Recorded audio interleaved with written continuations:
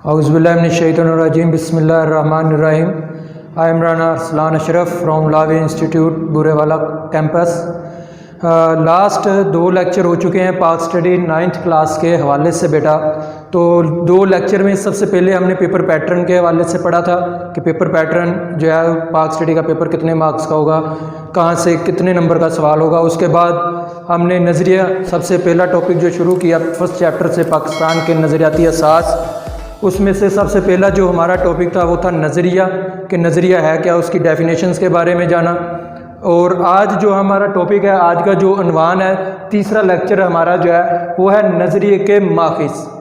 Source of ideology, یعنی کہ ایک نظریہ جو ہے وہ کہاں سے جو ہے وہ جنم لیتا ہے. اس کے بارے میں جو ہے وہ ہم نے ذرا جاننا ہے, سیکھنا ہے, اس کے اوپر گفتگو کرنی ہے. تو نظریے کے ماخذ میں سب سے جو پہلا پوائنٹ ہے وہ ہے مشترکہ مذہب. مشترکہ مذہب سب سے زیادہ اہمیت رکھتا ہے کسی بھی قوم, کسی بھی نسل کے اندر جو ہے وہ نظریہ پیدا کرنے کے لیے, ان کو ایک کرنے کے لیے. مشترکہ مذہب, ایک ہی نسل کے لوگ, ایک ہی مذہب کے لوگ ایک جگہ پر جب اکٹھے صدیوں سے رہ رہے ہوں گے,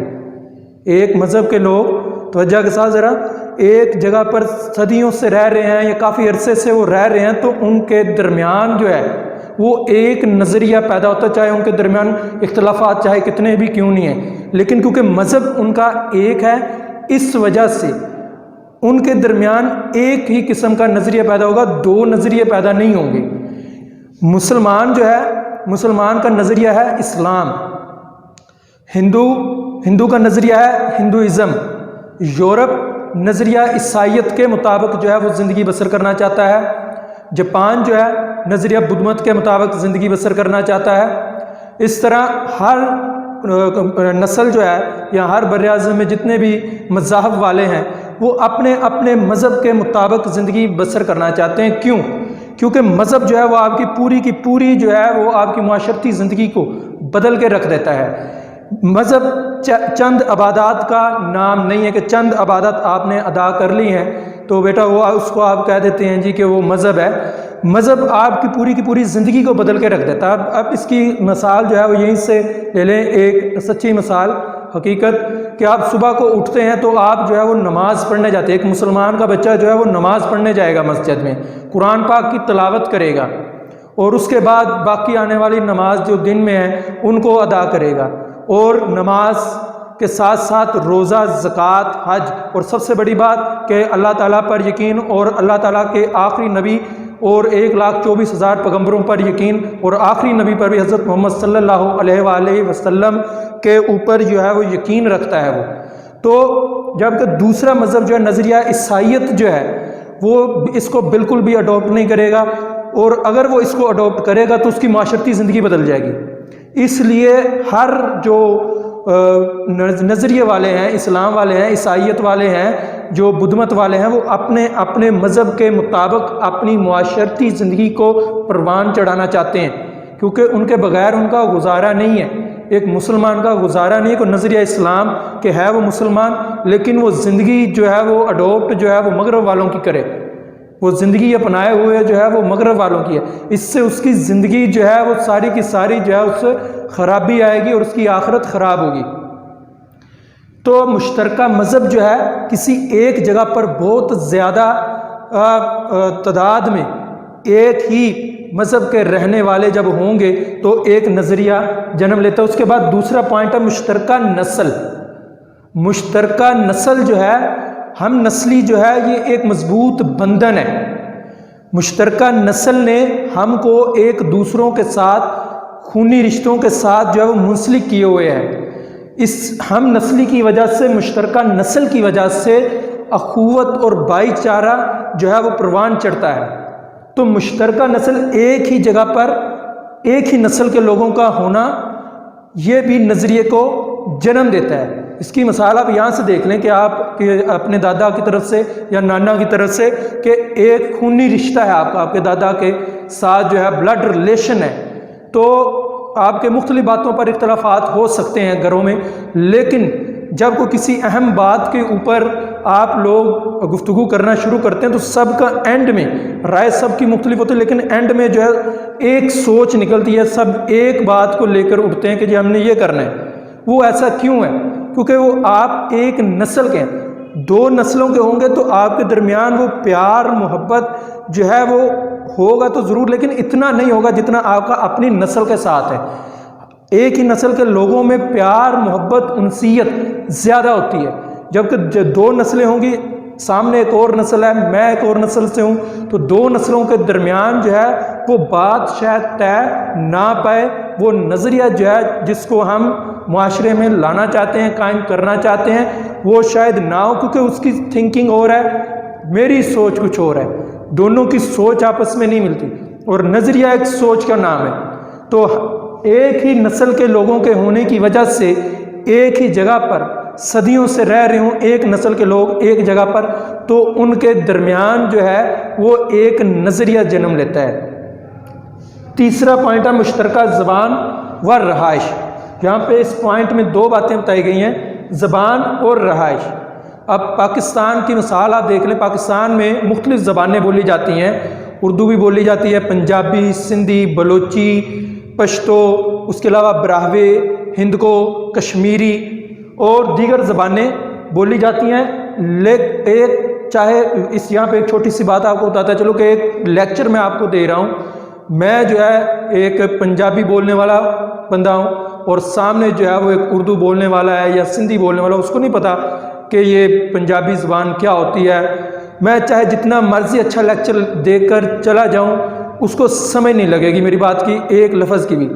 کیوں؟ کیونکہ وہ ہے سندھی بولنے والا، میں ہوں پنجابی بولنے والا، مجھے نہیں پتا، میں نے تو اپنی جو لیکچر ہے اپنا لیکچر میں نے ڈیلیور کر کے چلے جانا ہے، 100 کا مجمع آگے بیٹھا ہے، مجھے نہیں پتا کون کیا زبان بولتا ہے، میں نے اپنا جو بات ہے وہ ڈیلیور کر کے چل جانی ہے۔ لیکن آگے والے کو سمجھ آ رہی ہے کہ نہیں آ رہی یہ آپ کو نہیں پتا، اور جب آگے والے کو سمجھ ہی نہیں لگے گی تو آپ کا جتنا بھی اچھا پریپیئر کیا ہوا لیکچر ہے یا آپ کی جتنی بھی اچھی بھی یعنی کہ کہہ لیں کہ پریزنٹیشن ہے، آپ کو کسی چیز کے اوپر آپ نے کوئی ریسرچ کی ہے اور آپ وہ پریزنٹیشن دے رہے ہیں لیکن آگے والے کو سمجھ ہی نہیں لگ رہی آپ کی زبان کی، تو کسی کو فائدہ ہی نہیں ہے۔ اس کا ہم یہاں پہ ایک آسان سا حل ہے، اردو زبان۔ اردو کو ہم قومی زبان کے ساتھ ساتھ رابطے کی زبان بھی کہتے ہیں، کمیونیکیشن کی زبان، اسی وجہ سے کہ چاہے پاکستان کے ایک کونے سے لے کر دوسرے کونے تک، کشمیر سے لے کر کراچی تک، سب جو ہے اردو کو سمجھتے ہیں، بولتے ہیں، پڑھتے ہیں، لکھتے ہیں روزانہ،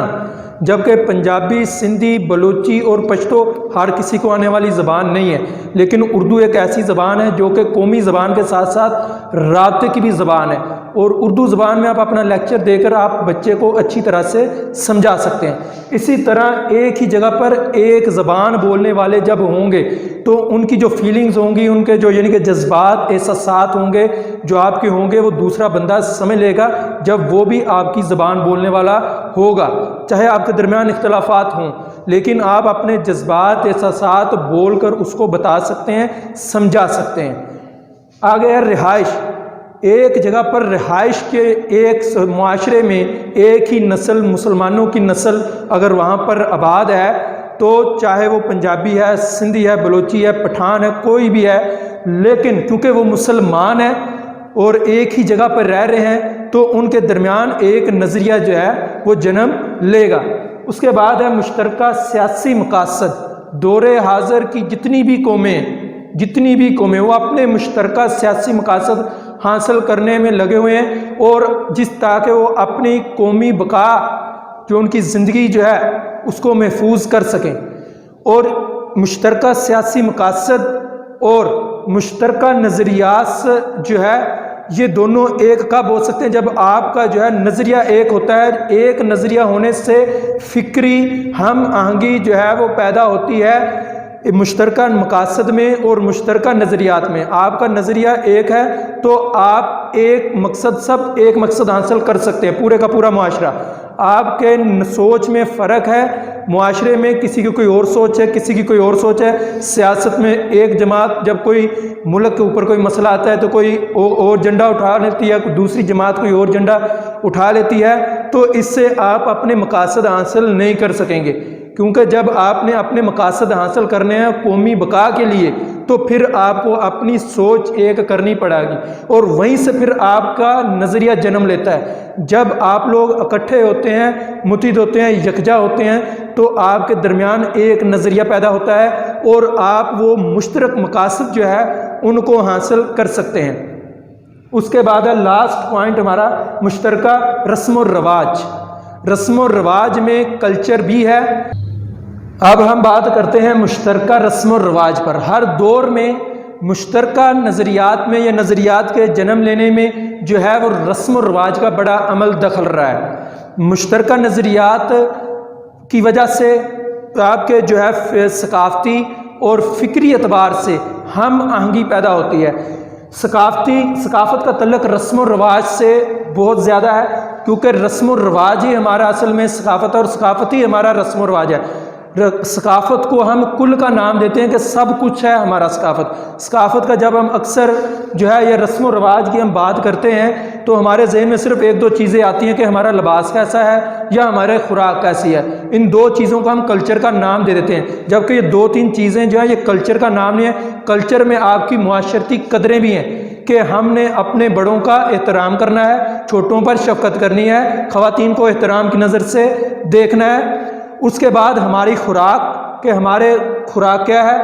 ہمارا لباس کیا ہے، ہمارے زبان کیا ہے، ہمارے جو ہے وہ کھیل کیا ہیں، ہمارے جو ہے وہ علوم و فنون کیا ہے۔ اس کے بعد ہمارے جو ہے وہ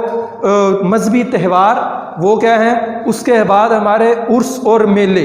یہ سب جو ہے، اور اس کے بعد مخلوط ثقافت ایک پوائنٹ، یہ سب جو ہے یہ ثقافت کا حصہ ہے، اور یہ سب مل کر آپ کا رسم و رواج بناتا ہے، آپ کا کلچر بناتا ہے۔ جب یہ سب چیزیں آپ کے درمیان ایک جیسی ہوں گی، آپ کی زبان ایک ہوگی، آپ کی خوراک جو ہے اس میں ایک جیسی چیزیں پائی جاتی ہوں گی، اس کے بعد جو ہے آپ کا کلچر جو ہے وہ مخلوط ہوگا، اور اس کے بعد آپ کے تہوار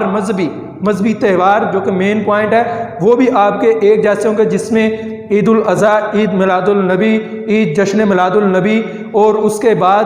یوم عاشوراء بڑے عقیدت و احترام کے ساتھ جو ہے وہ منایا جاتا ہے۔ جب یہ سب چیزیں آپ کے تہوار، عرس، میلے، زبان ایک جیسے ہوں گے تو آپ کے درمیان ایک